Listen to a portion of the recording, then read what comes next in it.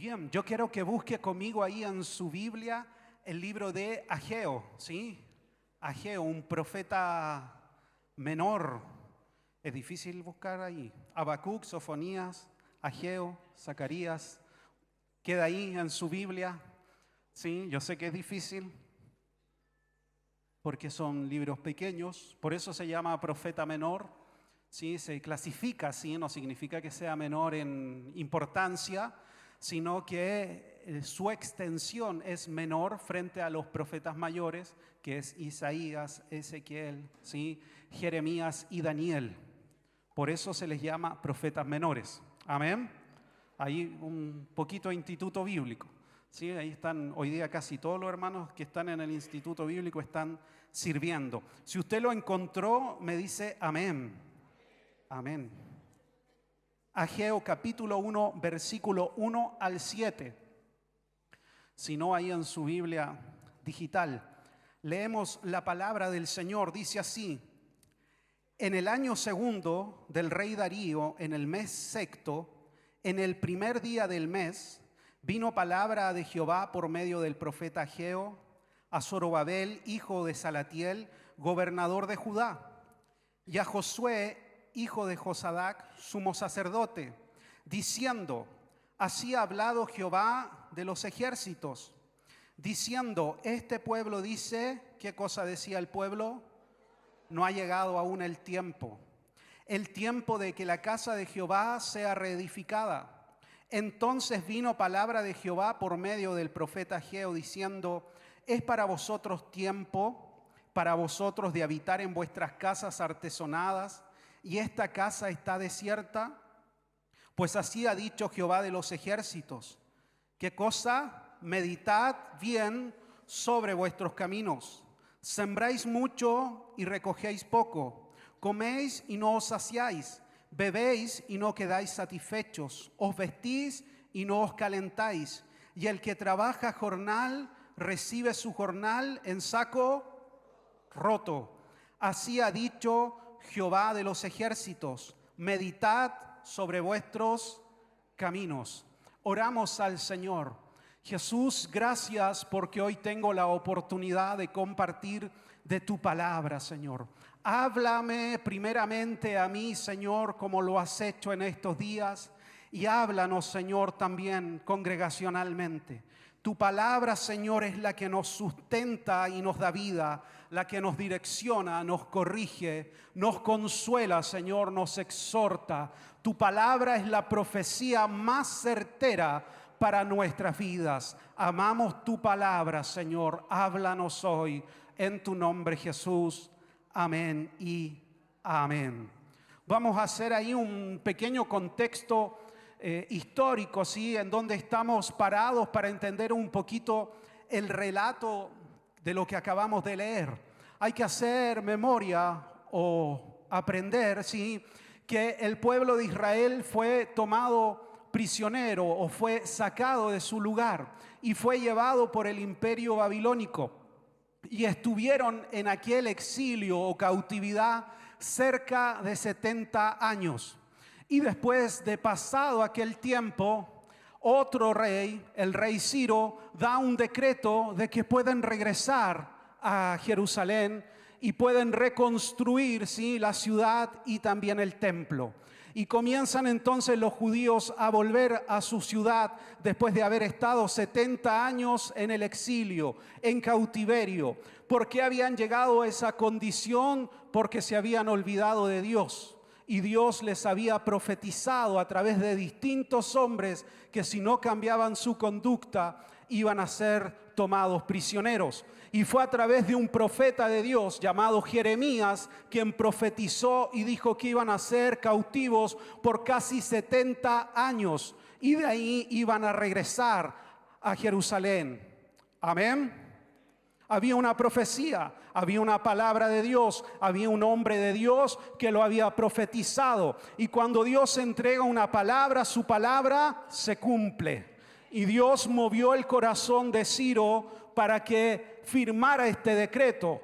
Sí, Dios inclina el corazón del rey, dice Proverbios, el Señor inclina el corazón y por lo tanto entonces da la orden de que deben devolver y el pueblo vuelve lleno de esperanza, de gozo, de alegría, de fe, pero se encuentran naturalmente con todo destruido y comienzan entonces con el deseo, sí, de reconstruir la ciudad y reconstruir el templo, pero en ese proceso los pueblos vecinos comienzan entonces a amedrentarlos y a burlarse de lo que ellos estaban tratando de reconstruir. ¿Y qué sucede? Sucede que el pueblo le entró miedo y le entró un desánimo. Entonces cesó la obra, paró la obra. Por casi 16 años no se siguió reconstruyendo el templo. Ahora el templo simbólicamente hoy para nosotros puede representar la intimidad con Dios, la presencia de Dios, porque era en el templo donde se adoraba y donde se podía ofrecer sacrificios por el perdón de los pecados. Eso hoy ya no es necesario. Cristo ha pagado el precio de nuestra salvación, ¿sí? Pero en aquel tiempo era necesario, era el lugar de comunión. Pero por 16 años el pueblo abandonó aquello. Entonces viene el Señor y le habla a Ageo y a Zacarías. Nosotros ahora estamos enfocados en Ageo y le da 4 mensajes. Y Ageo comienza a predicar como lo leímos en el primer día del mes. Sí, el primer día del mes de agosto posiblemente, según los entendidos, comenzó a predicar la palabra del Señor y comenzó a predicar lo que Dios le habló. Y durante 4 meses trajo 4 mensajes distintos para animar al pueblo. Nosotros acabamos de leer uno de ellos. Amén. Ahí estamos un poquito en el contexto. Puse como título a esta predicación un llamado que exige una respuesta. Cuando Dios llama, Él exige una respuesta. No podemos quedarnos distantes, ¿sí?, a lo que Dios nos está hablando. No podemos desentendernos cuando el Señor nos comienza a hablar. El Señor exige frente a su llamado, frente a un desafío, que nosotros tomemos una determinación. Y no hacer un cambio o no hacer nada también es una respuesta. Cuando usted calla también es una respuesta. Por eso el Señor cuando habla exige de nosotros una respuesta. Y así se llama este mensaje, un llamado que exige una respuesta.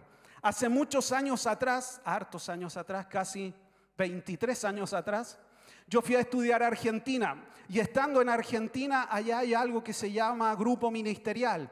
Es un grupo de alumnos que salen por distintas iglesias a predicar el fin de semana y de ahí regresamos al instituto bíblico. Y nosotros teníamos asignada la misión de ir a una iglesia y nos preparamos todo lo que íbamos a hacer. En ese tiempo se disfrazaba, muy parecido a lo que se hace ahora, se pintaban las caritas de los niños, se predicaba en la iglesia, se enseñaba, cada uno preparó una función, todo lo que íbamos a hacer. Íbamos todos llenos de esperanza, la mayoría éramos de primer año, por lo tanto íbamos llenos ahí de nerviosismo, ilusión. Y teníamos todo listo, nos subimos a la camioneta y nos fuimos. Y mientras íbamos manejando, íbamos conversando de lo que íbamos a hacer y la camioneta, como diríamos en Chile, quedó en pana. Exactamente, quedamos parados a mitad del camino. Y quienes iban, que eran más grandes que nosotros, ya alumnos de tercer año, comenzaron a revisar la camioneta, qué era lo que falló, porque el motor se calentó. Entonces cada uno empezó a revisar y de pronto entre ellos mismos se empezaron a decir: ¿tú revisaste la camioneta antes de salir? ¿Tú la revisaste? ¿No la revisaste? Entre ellos se echaban la culpa, ninguno había revisado la camioneta y la camioneta tenía una falla básica. ¿Sí? Después de la benzina hay algo muy importante. Agua, exactamente. Benzina, agua. No tenía agua. Por lo tanto, se había calentado el radiador, había que parar, no se podía seguir si no se funde el motor. Yendo ahí rápidamente, buscando agua para lograr llegar al lugar. Nos habíamos preocupado de lo que íbamos a hacer, pero no de cómo íbamos a llegar al lugar. ¿Sí? Y a veces en el Señor nos preocupamos mucho de lo que vamos a hacer, de lo que queremos lograr, pero no de cómo estamos nosotros, cómo está nuestra intimidad con Dios, cómo está nuestra relación con el Señor. Y estamos tan enfocados en hacer cosas dentro de la iglesia, fuera de la iglesia, y nos descuidamos nosotros. Y somos nosotros, ¿sí?, los que vamos a llevar el mensaje. Somos nosotros. Y si estamos descuidando nuestra intimidad con Dios, quien va a llevar el mensaje sí va a llegar sin fuerzas. Porque se descuidó lo más importante. Se cambió la prioridad. Primero yo soy para después ser. Primero yo soy cristiano para después predicar de Cristo. Yo no predico de Cristo para ser cristiano. A veces cambiamos el orden de las prioridades. Y el pueblo dijo, como leímos recién, decía el pueblo, no ha llegado aún el tiempo. Y por eso pararon la obra. ¿Por qué? Porque decían unos a otros, hay oposición. Esto está difícil, es difícil, no es fácil. Entonces, si es difícil, significa que no ha llegado aún el tiempo. Y por eso detuvieron las obras de sus manos. No sé si usted ha escuchado esta frase en la política económica, se usa mucho, pero nunca es el tiempo oportuno para una reforma económica. ¿Sí? ¿Usted lo escucha en las noticias? ¿Sí? Cuando la economía va bien, no hagamos nada porque va bien, no toquemos. Cuando la economía va mal, no hagamos nada porque puede ser peor. Nunca es el tiempo oportuno. Y a veces nosotros caemos en lo mismo con el Señor. No ha llegado aún el tiempo.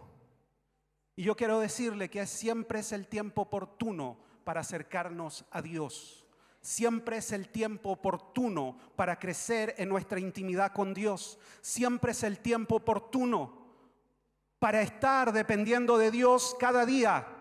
Sí, no necesito yo una señal, un vellón como Gedeón para saber que Dios quiere siempre tener intimidad conmigo. ¿Por qué no necesito un vellón para eso? Porque su palabra me dice aquello. A veces esperamos que venga el profeta de turno para que nos diga, ahora llegó tu tiempo. No, mi tiempo es hoy. Hoy es el tiempo de buscar a Dios. Hoy. Porque si no voy a contestar igual como le contestó Faraón a Moisés. Cuando él le va y le dice que si quiere que ore para que lo libre de la plaga de las ranas. Y Moisés le dice, puedo orar y que las plagas se vayan. Y Faraón, ¿qué le dice? Mañana. Se había acostumbrado a vivir con las ranas, parece. Mañana le dice, cuando podía ser libre, hoy.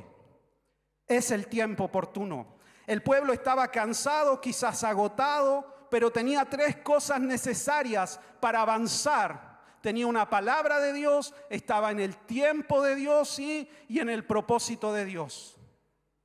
Son 3 cosas necesarias que tenemos que tener siempre. Y nosotros estamos en el tiempo oportuno, siempre de buscar a Dios. Desánimo, puse acá, falta de ánimo, fuerza o energía para hacer o resolver o emprender algo. Cuando llega el desánimo espiritual a nuestra vida, como consecuencia va a traer que siempre vamos a cambiar el orden de nuestras prioridades. Cuando nos desanimamos espiritualmente, dejamos de buscar al Señor, dejamos de congregarnos, dejamos de soñar con Dios y comenzamos entonces a cambiar el orden de nuestras prioridades. Ya ir a la iglesia no es tan importante. Ya buscar al Señor no es lo primero que hay en mi corazón. Siempre que hay un desánimo espiritual, cambiamos las prioridades. Los desánimos espirituales se pueden dar por diferentes situaciones. ¿Sí? Situaciones que nos afectan, que podemos vivir dentro de la iglesia o fuera de la iglesia.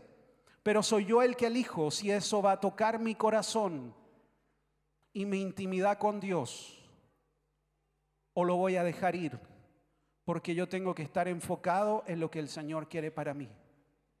Yo no puedo elegir lo que la vida me va presentando, ¿sí? Hay cosas que suceden, pero yo puedo decidir cuánta importancia le voy a dar a eso en mi vida y cuánto voy a dejar que eso afecte mi intimidad con Dios. Yo soy el que decide sobre aquello. Entonces el pueblo cayó en un desánimo. Y esto fue paulatino, no fue un día para otro. Poco a poco comenzaron a abandonar la obra.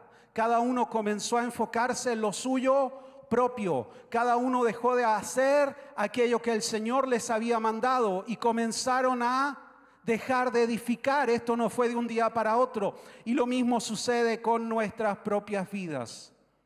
Cuando caemos en estos desánimos, no es de un día para otro. Como dice la gente popularmente, me caí en pecado o caí en pecado. No, no existe eso que yo salí y caí en pecado. No, yo me deslicé poco a poco.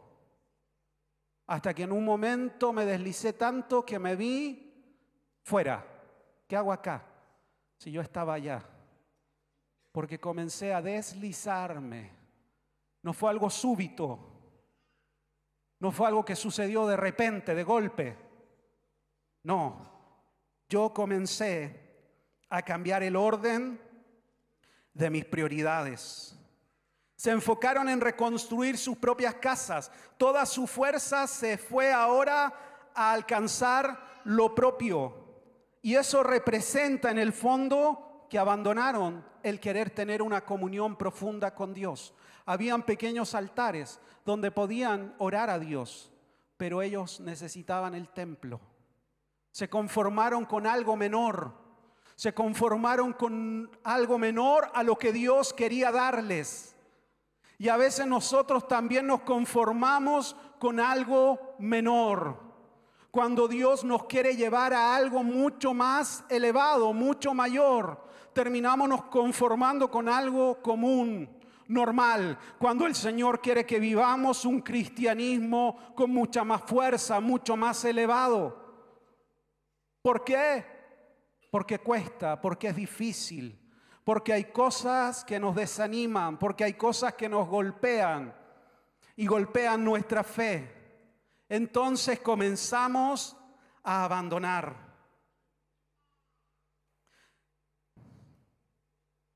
Dios viene entonces por medio del profeta Ageo a recordarles que Él les había dado una promesa y una palabra. Yo estoy con ustedes. Es tiempo de reconstruir. Iglesia, tiempo de Dios, en esta mañana el Señor nos dice a través de su palabra, yo estoy con ustedes. Es tiempo de reconstruir, es tiempo de permanecer. Es tiempo de reenfocarnos, es tiempo de mirar al Señor, es tiempo de buscar a Dios, es tiempo de mayor intimidad con Él. Es tiempo de comenzar, quizás abandonaste, es tiempo de retomar. ¿Por qué? Porque yo estoy con ustedes. El Señor está con nosotros. ¿Usted lo cree? Dios está conmigo. Porque se ha introducido una idea, puse aquí, nefasta en la iglesia. Que si hay oposición, que si hay lucha, que si hay dificultad, no es del Señor. Se ha introducido esa idea en la iglesia. Que si es del Señor, todo va a salir bien.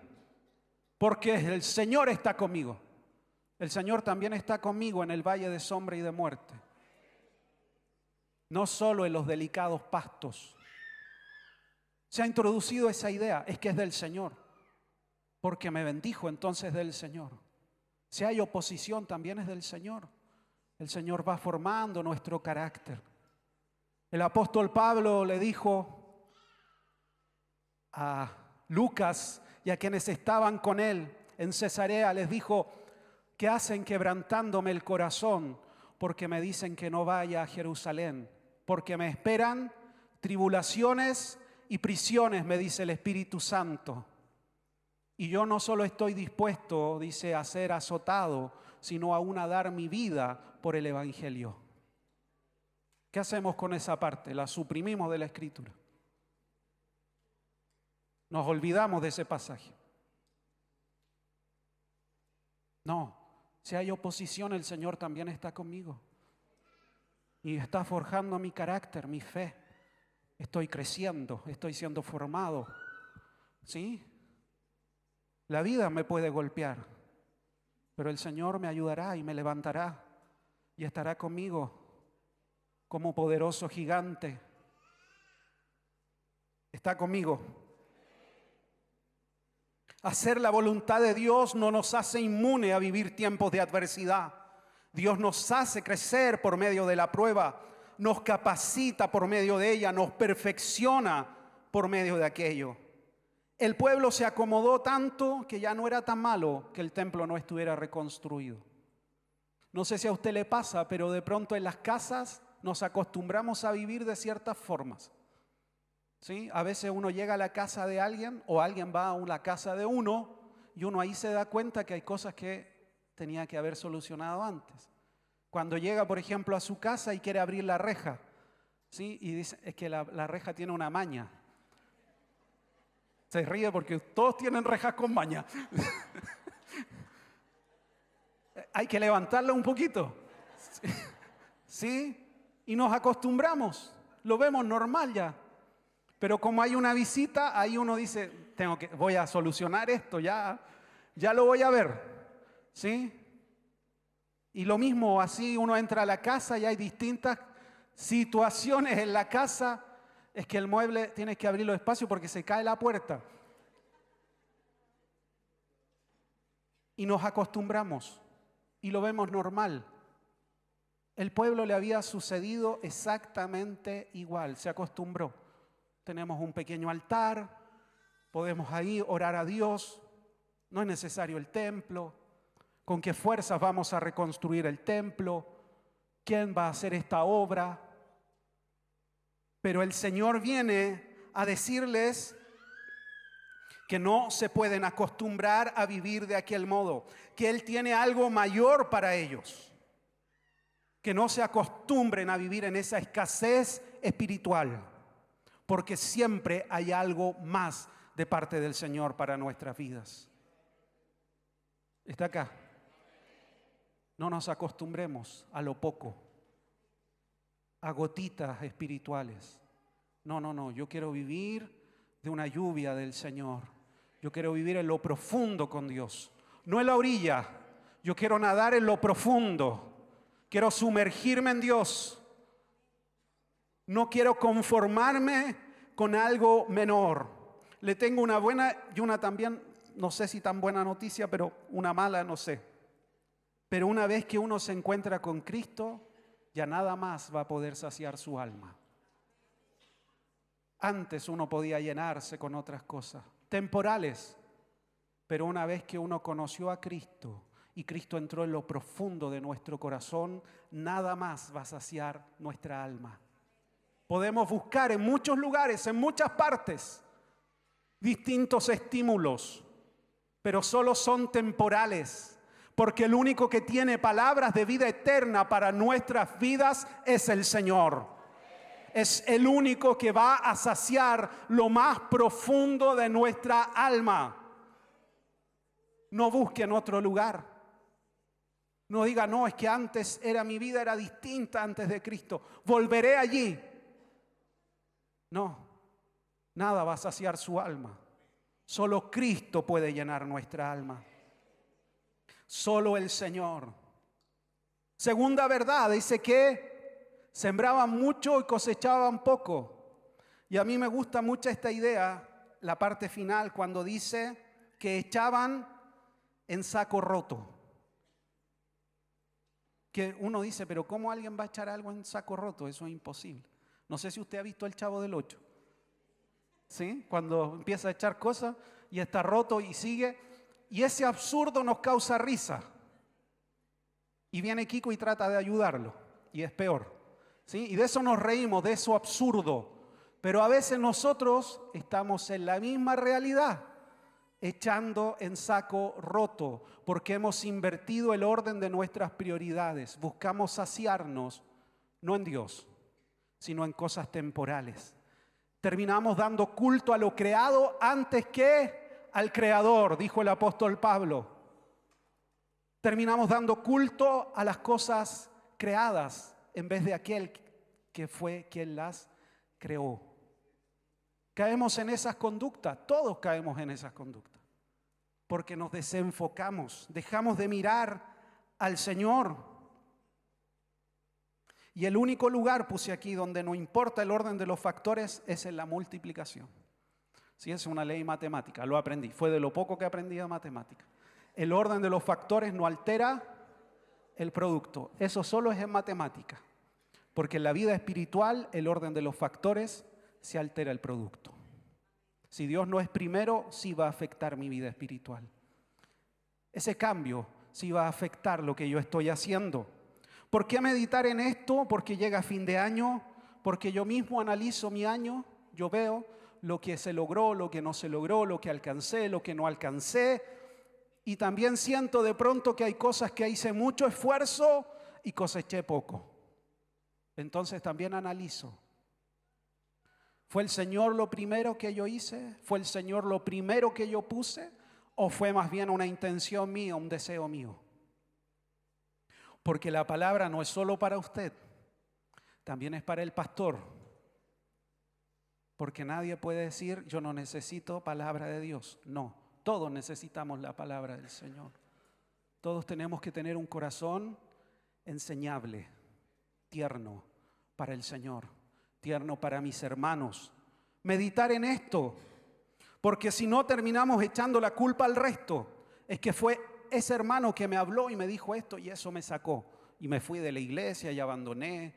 Es que me enteré que el hermano tanto hizo tal cosa y su testimonio, echamos la culpa al resto de decisiones propias. Es mi intimidad con Dios. Yo soy el primer responsable. Yo soy el responsable de mi intimidad con el Señor, de mi relación con Dios. No puedo echarle la culpa al resto de decisiones que yo tomé y de dejar que el fuego del Señor comenzara a apagarse en mi corazón. Es mi decisión. Me gusta lo que dice Salomón. Dice, el que ama el dinero no se saciará de dinero, y el que ama el mucho tener no sacará fruto. También esto es vanidad. Por más que nos afanemos, siempre queremos más. En todas las cosas queremos más. Y alcanzamos y queremos más. Yo no sé si usted piensa a veces cuando dice, hoy si me ganara la lotería. Y después siempre nos falta dinero. Se pagaría esto, compraría esto, le daría acá, daría el diezmo, ¿no?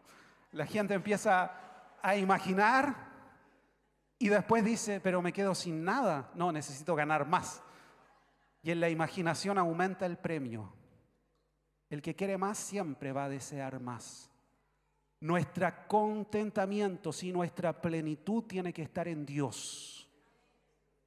No en lo temporal, en Dios. Porque si lo temporal se va, yo sigo en Dios.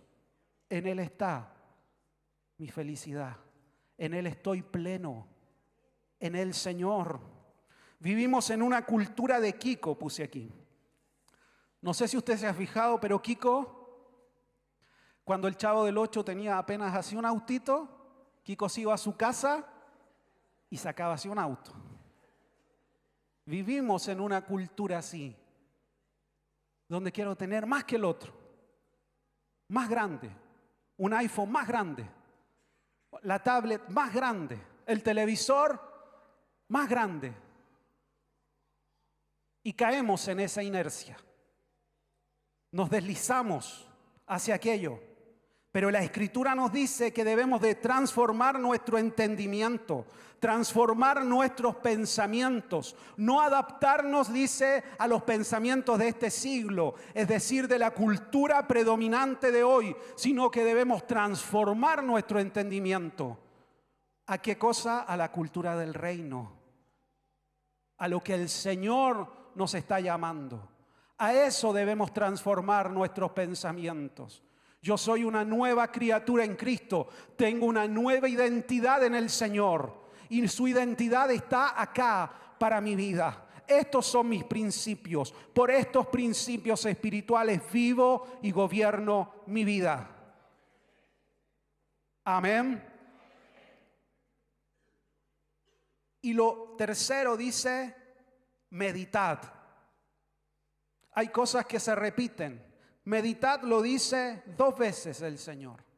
Y dice que Él es Jehová de los ejércitos 3 veces. Yo no sé si usted ha conversado con alguien que usted considera importante, pero yo al menos cuando converso con alguien y pido un consejo y considero que él es mayor que yo, comienzo y repito la conversación en mi mente, la empiezo a analizar y empiezo a buscar patrones. Y digo, no, esto es lo que me quiso decir. Y medito en eso, pienso.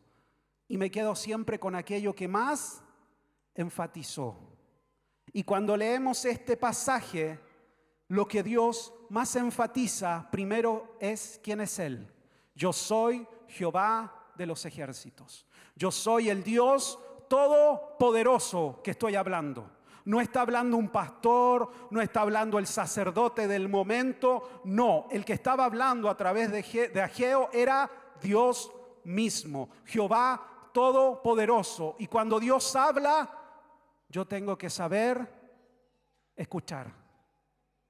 Si el Señor habla, yo escucho, yo guardo silencio y estoy atento. ¿Qué es lo que el Señor me quiere hablar? Por eso el Señor 3 veces enfatiza quién es Él.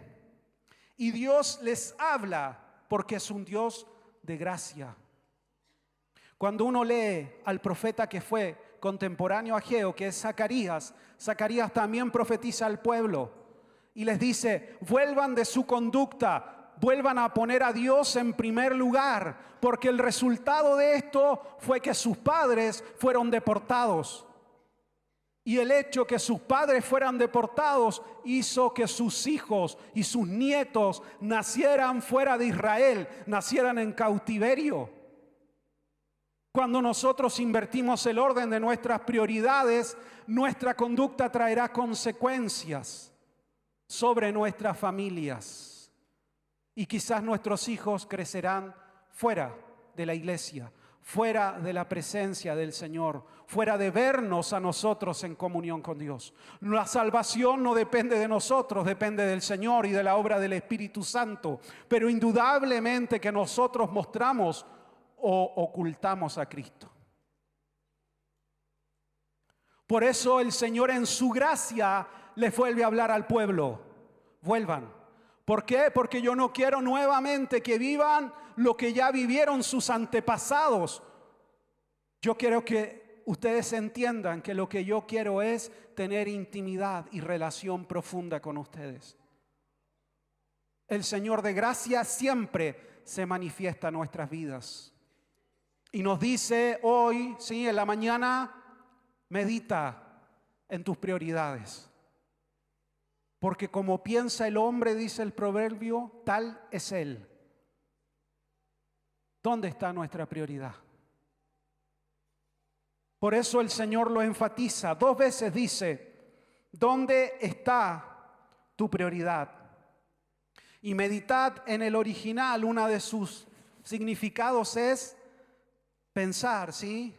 Reflexionar.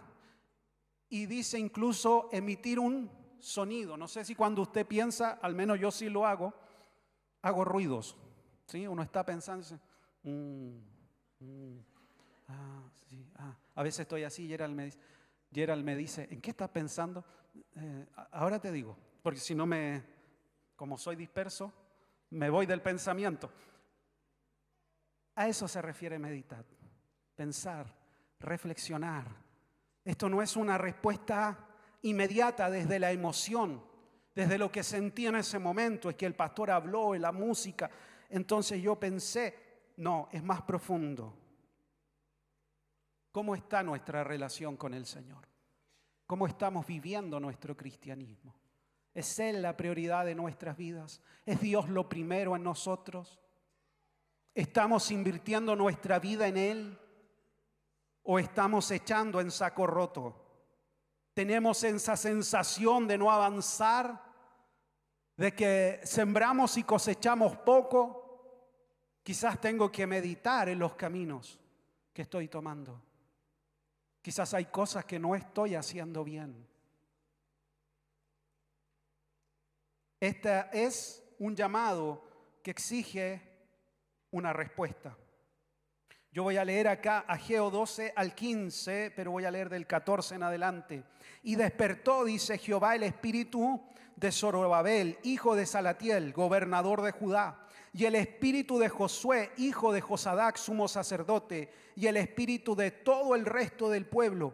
Y vinieron y trabajaron en la casa de Jehová de los ejércitos, su Dios, en el día 24 del mes sexto, en el segundo año del rey Darío. Frente a este llamado sucedió algo sobrenatural, porque la palabra de Dios es vida y tiene poder. Y ella despierta nuestros espíritus, ella despierta nuestro corazón cuando es predicada, cuando es enunciada, porque la fe viene por el oír y el oír la palabra del Señor. Y dice que el Señor despertó el espíritu de Zorobabel. Zorobabel era el gobernador de Judá, descendiente de David, y de Josué, que era el sumo sacerdote. Porque hay cosas que comienzan por la cabeza espiritual. Hay cosas que comienzan por quienes encabezan la iglesia del Señor. Si no hay movimiento en el púlpito, no hay movimiento en las bancas, en las sillas. Comienza por el sacerdote. Por Aarón, dice, fue derramado el aceite y llegó hasta el borde de sus vestiduras.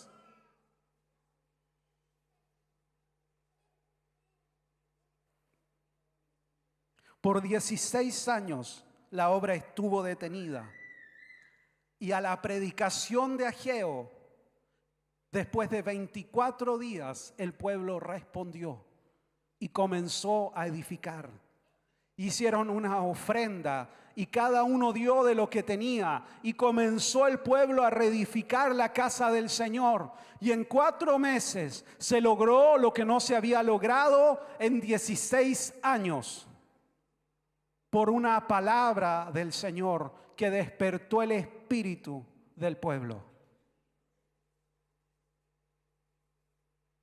Necesitamos de esas palabras del Señor que vienen a remecernos, a despertarnos, a sacarnos de nuestro letargo espiritual y a decirnos que en Dios hay propósito, que es tiempo de reedificar, que es tiempo de intimidad con Dios, que no es tiempo de abandonar ni de descuidar nuestra relación con Dios.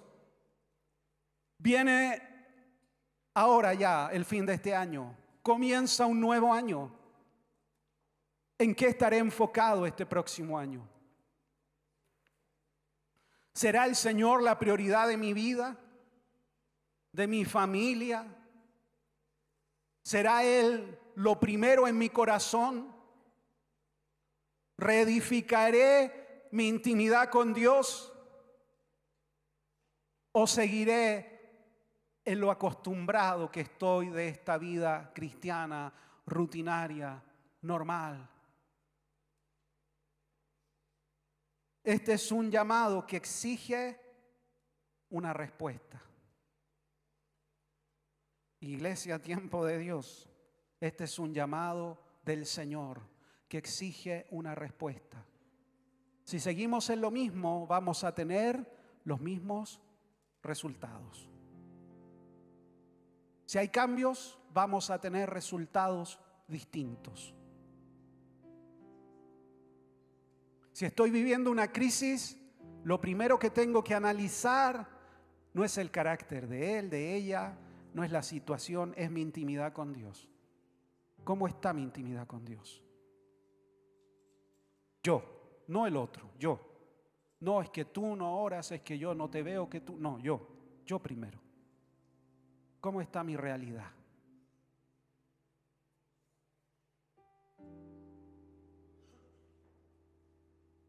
Qué silencio. Pero es lo que uno medita.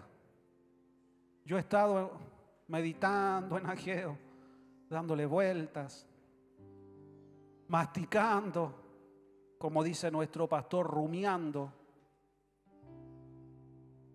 ¿En qué cosas puedo haber invertido el orden?